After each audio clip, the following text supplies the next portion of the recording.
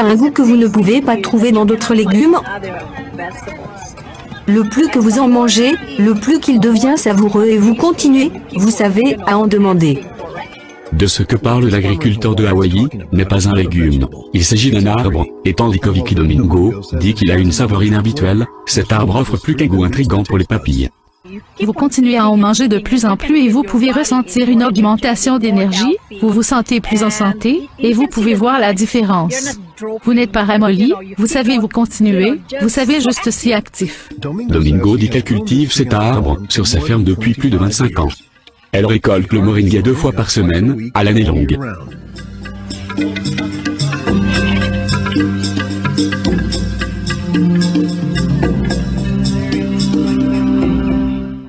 Domingo dit que le moringa détient plusieurs qualités nutritionnelles et médicales.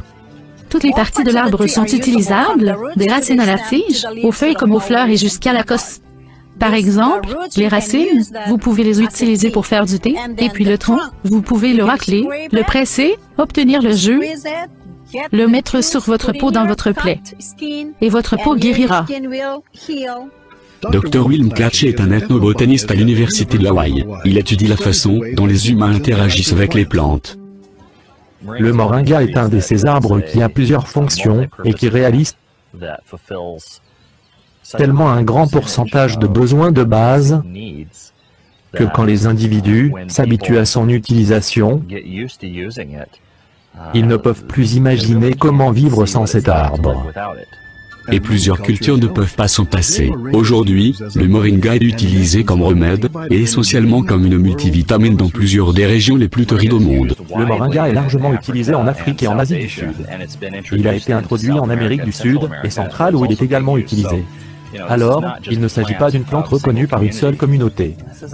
C'est une plante qui s'épanouit extraordinairement bien dans certaines des régions les plus difficiles, des régions qui sont extrêmement chaudes, des endroits secs, où d'autres plantes sont très difficiles à cultiver.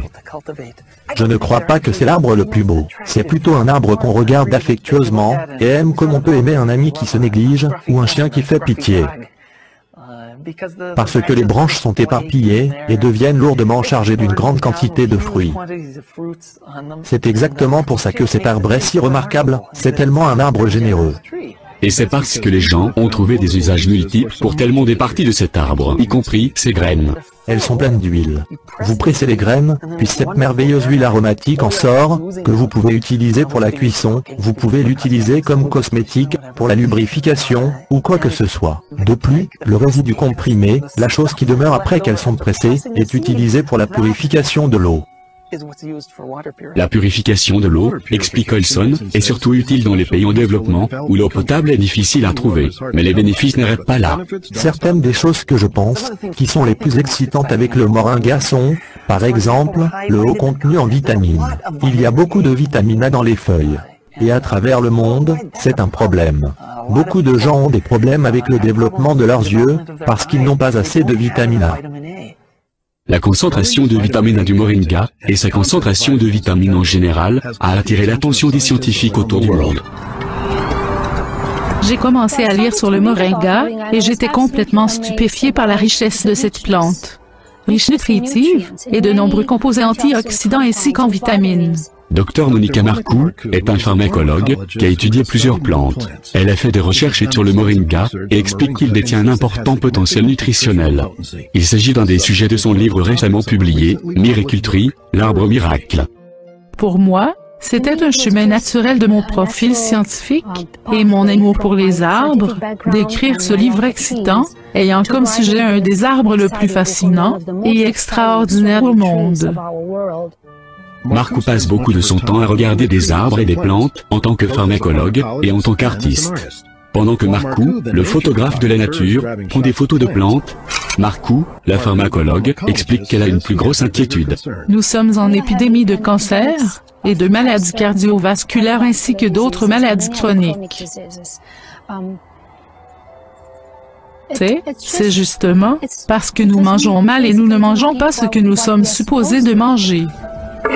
La majorité des plantes sont reconnues pour un élément nutritif en particulier, comme, par exemple, les oranges ou les citrons sont reconnus pour leur haute concentration de vitamine C. D'un autre côté, les épinards, par exemple, sont fameux pour leur contenu en fer. Moringa est très rare, car cette seule plante contient une grande variété de nutriments, mais aussi à des concentrations très élevées.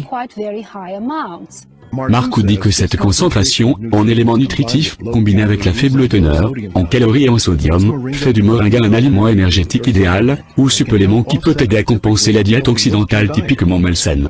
Beaucoup d'Occidentaux sont également déficients en antioxydants, qui sont les substances antivieillissantes, retrouvées surtout dans les plantes.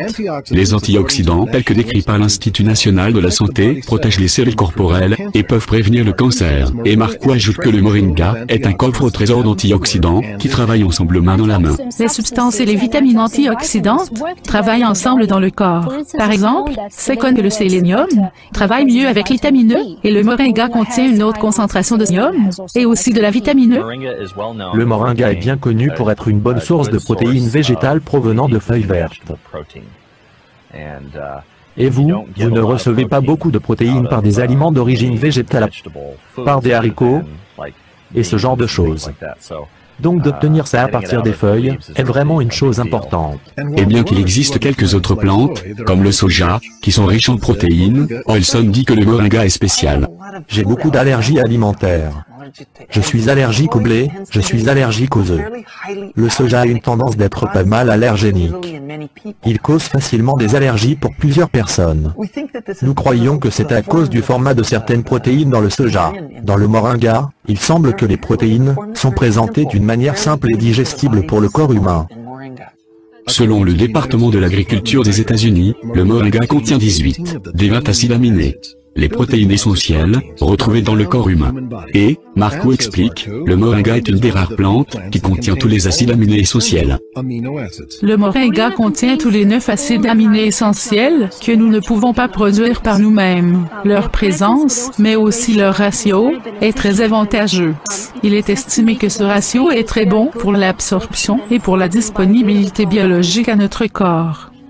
Dans la plupart des régions sous-sahariennes d'Afrique, tout bébé a 20% de chances de mourir avant d'avoir atteint l'âge de 5 ans, et dans certains pays, jusqu'à 40%.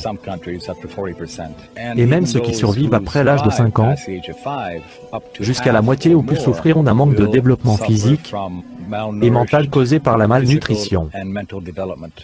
En tant qu'antérieur représentant régional pour Church World Service, au Sénégal pendant 16 ans, c'était la mission de Noël Fugli, d'aider les cliniques locales à développer des moyens de sauver les enfants à risque de malnutrition. Alors Fugli s'est mis au travail, en cultivant des arbres moringa, et plus important en éduquant les travailleurs de la santé sur les moyens que le moringa peut réduire la malnutrition. J'ai été formé en 1998, et immédiatement nous avons vu les vertus de l'usage du moringa à cause de sa très haute valeur nutritive, alors nous avons immédiatement débuté à l'utiliser à titre expérimental. Après la formation con le moringa. Les travailleurs de la santé ont appris à cultiver leurs propres arbres moringa, à sécher les feuilles et à en faire une poudre, tout en gardant tous les nutriments. Les mères allaitantes ont été éduquées à ajouter une cuillère de moringa à leur repas, matin, midi et soir, afin d'augmenter leur production de lait. On leur a dit également d'ajouter le moringa à tous les repas familiaux. Avec le changement des habitudes des personnes, Fugli explique, les résultats étaient clairs, surtout parmi les enfants. Ils vont avoir l'air plus heureux, ils auront plus d'énergie, ils souriront. Et quand ils sont venus à la clinique, faibles, les yeux tombants, sans énergie, à l'intérieur de 3 semaines, vous les voyez plus grands, plus en santé et souriants. Nous avons observé que c'était beaucoup plus efficace que le système que nous utilisions en faisant importer des produits coûteux, tels que le lait en poudre, le sucre et l'huile végétale. Avec le moringa, les personnes peuvent aller en ville pour s'en procurer eux-mêmes. Même des fois sans un sou. Nos diètes sont assez faibles, même si elles s'améliorent.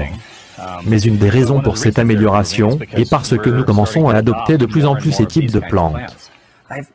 J'ai été à beaucoup de villages où le seul arbre qui survit et se développe bien est le moringa oléifère, ce qui est vraiment étonnant quand on considère le nombre de choses utiles que l'arbre fournit. Le moringa est en fait Il est très proche d'être une source parfaite d'éléments nutritifs en termes de variété et de concentration. Alors c'est, je pense, tout à fait unique avec cet arbre, Moringa.